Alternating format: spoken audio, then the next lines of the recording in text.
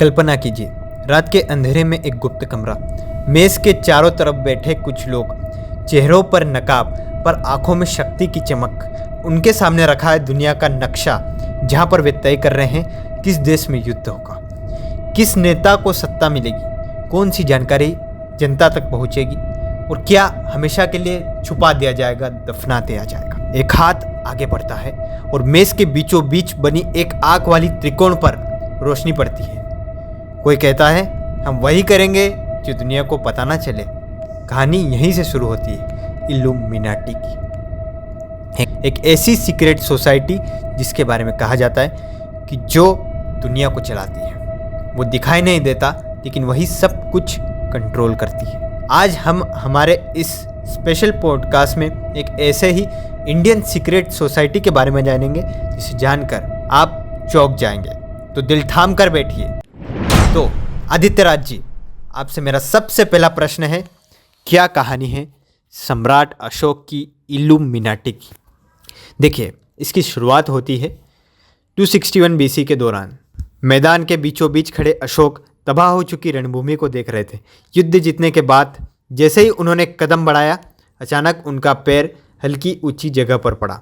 उन्होंने नीचे देखा तो एक सैनिक का कटा हुआ हाथ उनके कदमों के नीचे बेजान सा पड़ा हुआ था, जिसका बाकी शरीर कहाँ होगा ये तो शायद कोई भी नहीं जानता होगा। अचानक उन्हें दूर कहीं से आवाज़ सुनाई दी, पानी पानी। वह आवाज़ का पीछा करते हुए परेशानी में भाग रहे हैं। ये कोशिश कर रहे हैं कि ज़मीन के ऐसे हिस्से पर चले जाए जहाँ किसी का शरीर उन्हें ना मिले, लेकिन ज़मीन का कोई भी हिस्सा ऐसा नहीं दिख रहा था जहाँ किसी के खून की बूंदें या शरीर का अंग बिखरा हुआ ना पड़ा हो। जैसे तैसे उन्होंने उस सैनिक को ढूंढा और उसके पास पानी लेकर पहुँचे, लेकिन उसकी हालत देखकर उनकी रूह कांप गई।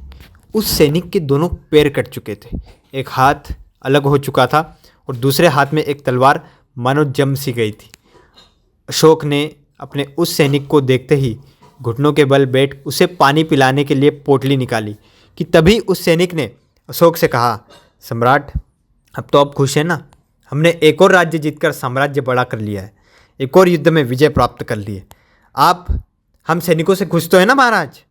ये सुनने के बाद अशोक ने तुरंत उस सैनिक की जुबान पर पानी डालना शुरू किया, लेकिन वह सैनिक पानी पी ही नहीं रहा था, क्योंकि उन शब्दों के साथ ही उस नादान सैनिक ने अपनी आखिरी सांसें ले ली थी और इस दुनिया को अलविदा कह दिया था।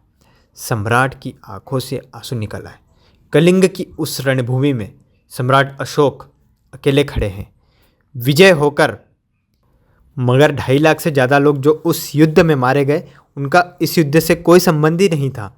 जिनके घर वाले तो बस एक सुखद जीवन चाहते थे, मगर उन सबको शहीद होना पड़ा। अब ये कहानी है सम्राट अशोक की, लेकिन उस समय तक, कलिंग के युद्ध तक, सम्राट अशोक बौद्ध धर्म अपना चुके थे। लेकिन जब सम्राट अशोक ने बौद्ध धर्म अपनाया तो वह जगह जगह जाकर अहिंसा और शांति का प्रचार प्रसार करने लगे। मगर सम्राट अशोक इतने मूर्ख नहीं थे कि वह अपने राज्य को त्याग कर पूरे भारत को उनकी प्रजा का शोषण करने के लिए छोड़ दें। पर सर, सम्राट अशोक के बारे में तो यह कहा जाता है कि वह चक्रवर्ती थे और उनकी विजनरी सोच थी। जी बिल्कुल, इसलिए उन्होंने रातों रात भारत के 9 सबसे बुद्धिमान और वफादार लोगों को चुपके से अपने महल में बुलाया। उन्हें सौंपा वो काम जो शायद मानव इतिहास की नींव बनी। उन्होंने उन 9 लोगों के सामने ये फरमान रखा कि भारतीय संस्कृति का ज्ञान अति बहुमूल्य है। यह ज्ञान जहाँ एक पल में हजारों लोगों को सही करने की क्षमता रखता है, तो वहीं एक क्षण में करोड़ों लोगों को खत्म करने की काबिलियत भी रखता है। जो गलती से भी अगर किसी गलत हाथ में चला गया तो तबाही का वो मंजर बन सकता है जिसकी कल्पना हम कभी भी नहीं कर सकते। इसलिए रात के अंधेरे में उन 9 लोगों को मिलाकर उन्होंने स्थापना की, नव्यात की। इंग्लिश में कहूँ तो 9 अननोन मैन। अच्छा, तो यहीं से इन्हें 9 अननोन मैन ऑफ अशोका कहा जाता है। यह 9 लोग अपनी सेपरेट फील्ड्स में एक्सपर्ट थे और इनका काम था अपनी फील्ड में एक्सपर्ट बनना और ज़्यादा ज्ञान इकट्ठा करना और उस पूरे अर्जित ज्ञान को एक पुस्तक में संजो कर रखना, जिससे जन्मी 9 अज्ञात पुस्तकें। ये 9 फील्ड्स ऑफ स्टडी थी: propaganda, physiology, microbiology, alchemy, communication, gravity, cosmogony, light and sociology. जो भी हमारी ऑडियंस इस पॉडकास्ट को देख रहे हैं, उनके लिए इन सभी फील्ड्स के बारे में एक एक करके बात करना बहुत इम्पोर्टेंट है, ताकि हम समझ सकें कि आखिर क्यों इन फील्ड्स की नॉलेज को मासेस के लिए फॉरबिडन या निषिद्ध माना जाता था। पहली पुस्तक है प्रोपेगेंडा। इस किताब में वो सारी साइकोलॉजिकल और बायोलॉजिकल टेक्निक्स के बारे में लिखा गया है जिनका इस्तेमाल करके एक साथ लाखों लोगों के दिमाग को मैनिपुलेट करके ना सिर्फ उनसे मनचाहा काम निकलवाया जा सकता है, बल्कि ऐसे तरीकों का भी प्रूफ एंड जिक्र भी था जिनका इस्तेमाल करके लोगों के बीच प्रोपेगेंडा फैला के उन्हें किसी झूठी चीज़ पे भी विश्वास करने के लिए मनाया जा सकता है। इम्पॉसिबल, ये कैसे हो सकता है? अब अगर आपको यह इम्पॉसिबल लगता है तो जरा अशोक के इतिहास का एक छोटा सा किस्सा सुनिए। अशोक को असल में कभी भी अपने साम्राज्य का सम्राट बनना ही नहीं था, बल्कि गद्दी पर बैठने का अधिकार तो सम्राट बिंदुसार के सबसे ज्येष्ठ पुत्र सुसीमा को मिलने वाला था। मगर राज्याभिषेक होने से कुछ ही समय पहले अचानक 500 से ज़्यादा मंत्री अशोक के सम्राट बनने के फेवर में खड़े हो गए। ऑल ऑफ अ सडन जनता के बीच तक्षशिला में विद्रोह भी छिड़ गया बिना मतलब के। अचानक से सम्राट बिंदुसार की मृत्यु भी हो गई, जिस पे किसी ने भी सवाल तक नहीं उठाया, और अशोक पूरे साम्राज्य के इकलौते सम्राट बन गए। महज कुछ ही दिनों के अंदर आप सोच कर देखिए इस लेवल का मैनिपुलेशन, जो एक शख्सियत को कुछ नहीं से सर्वोपरि बना दे महज कुछ ही दिनों में। अगर आज की डेट में यह किसी के पास पहुंच जाए तो किस हद तक समस्त संसार पर राज किया जा सकता है। और अगर आपको यह उन 9 में से सबसे खतरनाक ज्ञान की पुस्तक लग रही है तो ज़रा रुकिए, क्योंकि अभी तो बस शुरुआत हुई है। जी सर, बिना किसी देर के अब दूसरी किताब बताएं, इट्स वेरी इंटरेस्टिंग। दूसरी किताब बनाई गई फिजियोलॉजी की, जिसके अंदर मानव शरीर से संबंधित ऐसी डार्क बातों के बारे में लिखा गया था जिससे ना सिर्फ इंसानी शरीर में मौजूद बड़ी से बड़ी बीमारी को ठीक किया जा सकता था, बल्कि ऐसी टेक्निक्स का भी जिक्र था जिसका इस्तेमाल करके सिर्फ छूने भर से किसी इंसान की जान ली जा सकती थी। इस टेक्निक को द टच ऑफ डेथ भी कहा जाता है, और इसकी मदद से मैं केवल आपको जरा सा टच भर करके आपके नर्व इम्पल्स को रिवर्स कर सकता हूँ, और उस एक टच से कुछ ही सेकंड्स में आप अपने प्राण त्याग देंगे, और आपको या दुनिया के किसी भी व्यक्ति को कभी भी पता ही नहीं चलेगा कि आखिर ये हुआ कैसे, आखिर मेरी डेथ हुई कैसे। ऐसा कहा जाता है कि कुछ सालों पहले इस किताब का एक बहुत ही छोटा सा पन्ना बिखर कर कहीं गिर गया था, और उस छोटे से हिस्से में ही इतनी जानकारी थी कि इसके रेफरेंस से ही पूरा मार्शल आर्ट क्रिएट कर दिया गया, जिसे आज हम जूडो के नाम से जानते हैं। और यह कितनी जानलेवा मार्शल आर्ट स्टाइल है, ये जानने के लिए हम आपको यह रिसर्च पेपर रेकमेंड करेंगे, जिसमें नॉर्मल जूडो के कारण हुई फैटलिटीज़ का जिक्र है। इससे आपको खुद एहसास हो जाएगा कि जिस छोटे से हिस्से से बनी मार्शल आर्ट इतनी खतरनाक होती है, तो सोचिए पूरा का पूरा ज्ञान का सागर किस हद तक खतरनाक होगा। ये 2 सुन के ही मैं काफ़ी सरप्राइज्ड हो चुका हूँ सर। अब तीसरी किताब थी माइक्रोबायोलॉजी की, जिसके अंदर माइक्रोबायोलॉजी और बायोटेक्नोलॉजी से रिलेटेड ऐसे कई कॉन्सेप्ट्स लिखे हैं जो कि आज की मेडिकल साइंस से भी दशकों या सैकड़ों साल आगे हैं। ऐसा कहा जाता है कि इस किताब के अंदर कैंसर, इवन कई ऐसी बीमारियों के भी इलाज के बारे में लिखा है जिनको अभी तक खोजा नहीं गया है। लेकिन सर, क्या ये हिपोक्रेसी नहीं है कि जहां दुनिया भर में इतने सारे लोग आज दुर्लभ बीमारियों से ख़त्म हो जाते हैं, वहां इस किताब की जानकारी हजारों की जान बचा सकती है? क्या ये किताब सच में एग्जिस्ट करती भी है? और अगर हाँ, तो ऐसी दवाई की जानकारी का फ़ायदा ही क्या जो किसी की जान भी ना बचा सके?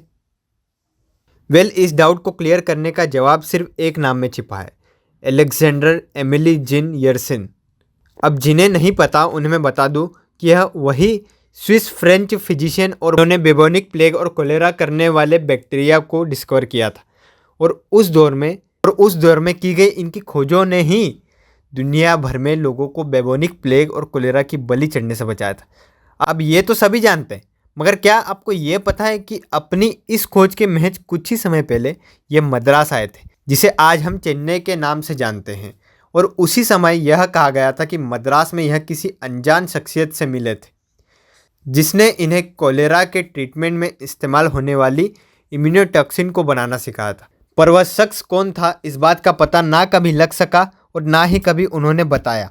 अब बाद में ऐसी खबरें भी आई थी कि उस 9 ज्ञातम में से, यानी कि 9 अननोन मैन में से किसी एक के वंशज से यह मिले थे, जिनको माइक्रोबायोलॉजी की किताब की जिम्मेदारी मिली होगी।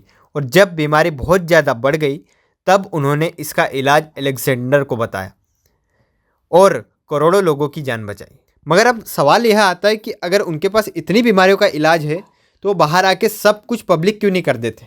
Well, the answer is capitalism. देखो, आप अगर आज के दौर में जहाँ बायोलॉजिकल वॉरफेयर इतना ओपन डिस्कशन हो चुका है, वहाँ पर कोई अभी भी ये मानने को तैयार ना हो कि बड़े बड़े देश मास डिस्ट्रक्शन या इकोनॉमिक्स को बर्बाद करने के लिए वायरस नहीं बनाते हैं, तो उस व्यक्ति को नादानी कहा जाएगा। ऐसे में अगर यह दवाइयों की नॉलेज पब्लिक डोमेन में आ गई तो ना सिर्फ ऐसी बीमारियों को बनाया जाने लग जाएगा जिनका इलाज इन किताबों में अवेलेबल ना हो, बल्कि एक पॉसिबिलिटी यह भी है कि इन दवाइयों का पेटेंट प्राइवेट कंपनीज द्वारा लेकर इसे महंगे दामों में सप्लाई भी किया जाए, जिससे गरीब उन दवाइयों को अच्छे से अफोर्ड ही नहीं कर पाएंगे। और अल्टीमेटली जिस समाज का भला करने के लिए ऐसा किया जाना था, टेक्निकली वह तो हो ही नहीं पाएगा, जिस कारण इस ज्ञान का सीक्रेट रहना बहुत ही ज़्यादा ज़रूरी है। इसलिए सीक्रेट को सीक्रेट ही रहना चाहिए। अब चौथी किताब है एल्केमी, और ये सबसे ज़्यादा इंटरेस्टिंग है। एल्केमी बेसिकली उस एंशियंट साइंस को कहते हैं जिसका इस्तेमाल करके किसी बेस मेटल को नोबल मेटल में कन्वर्ट किया जा सकता था, वो भी केवल हाथों से। ना सपोज करो आपके हाथ में अगर एक लेड का चम्मच है तो आप अपने हाथों से एल्केमी के थ्रू उसे सोने में बदल सकते हैं। और यह कोई अंधविश्वास की बात नहीं मैं कर रहा हूँ, ऐसे कई एविडेंस मिले हैं जो यह कंफर्म करते हैं कि इस आर्ट को चाइना, भारत, यूरोप और कई इस्लामिक देशों में प्रैक्टिस किया जाता था। पर सालों साल में इसकी नॉलेज विलुप्त होती गई, मगर आज भी इस कला का ज्ञान उस 9 ज्ञातम में से एक के वंशज के पास है। अब जो मैं बताने वाला हूँ उसको जानकर आप भी चौंक जाएंगे। 5वीं किताब थी कम्युनिकेशन की, और एक किताब सिर्फ लॉन्ग रेंज कम्युनिकेशन पे ही नहीं फोकस करती थी। अपेरेंटली इस किताब में ना सिर्फ दुनिया के एक कोने से दूसरे कोने तक बात करने की टेक्निक्स लिखी हुई थी, बल्कि अंतरिक्ष और दूसरी सभ्यताओं से भी संपर्क साधने की साधनाओं का जिक्र बखूबी संजोया हुआ था। देखो, इसका सबसे रिलेटेबल एग्जाम्पल हमें अपनी माइथोलॉजी में मिलता है। लगभग सभी सभ्यताओं के देवी देवता अंतरिक्ष और ब्रह्मांड के अलग अलग कोनों में निवास करते हैं। वैज्ञानिक भाषा में कहें तो वो सभी एक्स्ट्रा टेरेस्ट्रियल ऑर्गेनिजम्स हैं, और फिर भी हम सुनते हैं कि हमारे पूर्वज या पौराणिक दौर के ऋषि मुनि उनसे इजीली कम्युनिकेट कर लिया करते थे, जबकि आज वैसा करना बिल्कुल भी पॉसिबल नहीं है। अब छठी किताब थी ग्रेविटी पे, जिनमें एक ऐसी मशीन को बनाने की प्रक्रिया लिखी हुई है जिसका इस्तेमाल करके एंटी ग्रेविटी फ्लाइंग मैकेनिज्म को बनाया जा सकता है। और सबसे एक्स्ट्रा ऑर्डिनरी बात इसमें यह है कि यह मैकेनिज्म बिना किसी फ्यूल के ऑपरेट करता है और अनलिमिटेड टाइम तक यह चल सकता है। इसी टेक्नोलॉजी का इस्तेमाल पौराणिक समय के विमानों में किया जाता था। उदाहरण के तौर पर रावण द्वारा सीता हरण में इस्तेमाल किया गया पुष्पक विमान इसका सबसे बेस्ट एग्जाम्पल है। इस फ्यूल ट्रांसमिशन की वजह से थ्योरेटिकली यह तक एस्टिमेट किया जा सकता है कि इन विमानों में बैठ के इंटरस्टेलर ट्रैवल तक पॉसिबल है, अगर इन्हें सही तरह से क्रिएट किया जा सके तो। क्योंकि टेक्निकली अगर हम इस वक्त इंटरस्टेलर ट्रैवल में किसी भी चीज़ में पीछे रहे हैं तो वो है एनर्जी और फ्यूल।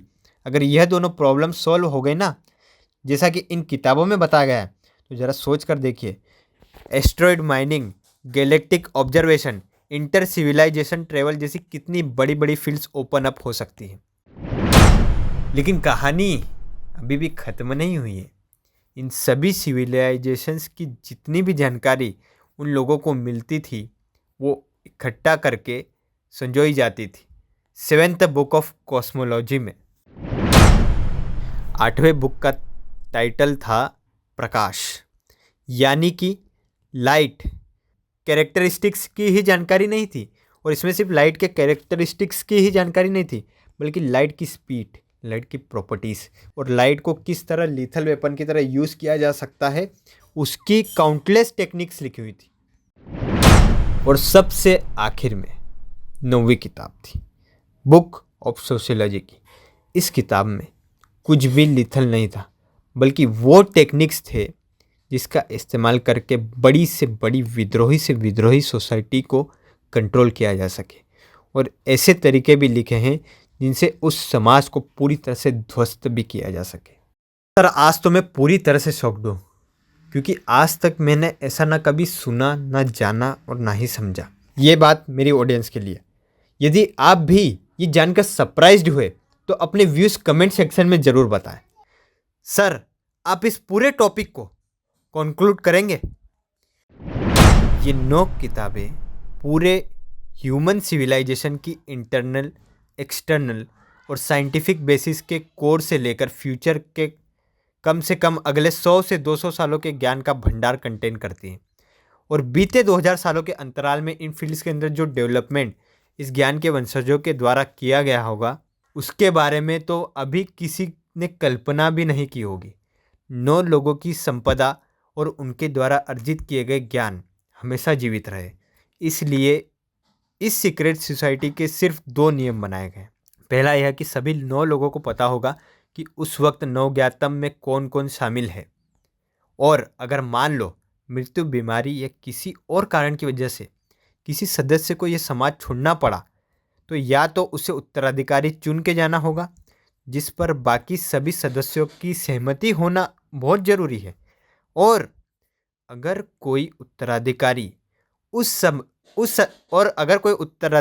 सदस्य द्वारा नहीं चुना गया, तो बाकी सदस्यों को खुद सर्वसहमति से नए सदस्य को ढूंढ के चुनना पड़ेगा। और चुनाव के बाद उसे वो सारी पुस्तकें सौंप दी जाएंगी जिनमें उसके पूर्वज द्वारा संजोया गया ज्ञान मौजूद था, ताकि वह उस फील्ड में और आगे बढ़ सके। इन नियमों से ना सिर्फ सोसाइटी की सीक्रेसी मेंटेन रहेगी, बल्कि हजारों साल बाद भी इसमें 9 से ज़्यादा सदस्य कभी ना हो, यह अश्योर भी किया जाएगा। अब ऐसा कहा जाता है कि इस सोसाइटी के लोग आज भी भारत और दुनिया भर की इकोनॉमीज़ को ऑपरेट कर रहे हैं। लेकिन जब भी किसी ने इनका पर्दाफाश करने की कोशिश करी, उसकी रहस्यमय तरीके से जान चली गई। इसका उदाहरण हमें दिखा साल 1080 में। फ्रांस के पहले पॉप सिल्वेस्टर सेकेंड को कहीं से इनकी खबर मिल गई, तो वो इनसे मिलने भारत पहुंच जाते हैं।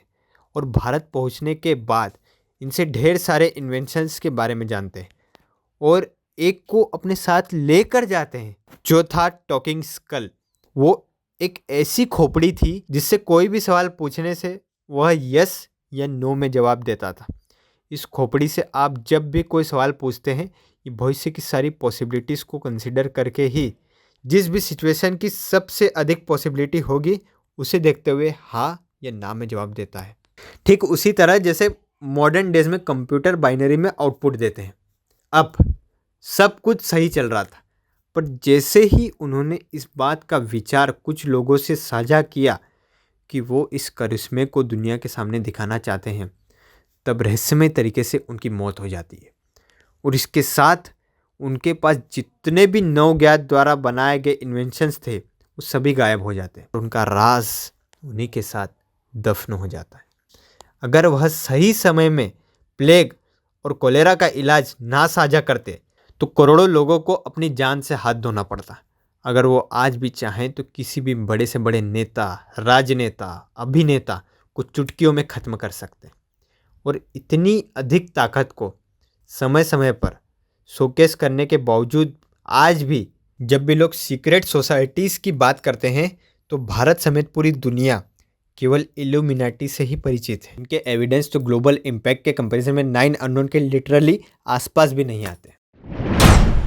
अगर आज के हमारे इस पॉडकास्ट से आपके जीवन में थोड़ी सी भी वैल्यू ऐड हुई हो, तो आज ही हमारे चैनल को सब्सक्राइब करें और अपने फ्रेंड्स को इस पॉडकास्ट को ज़्यादा से ज़्यादा शेयर ज़रूर करें।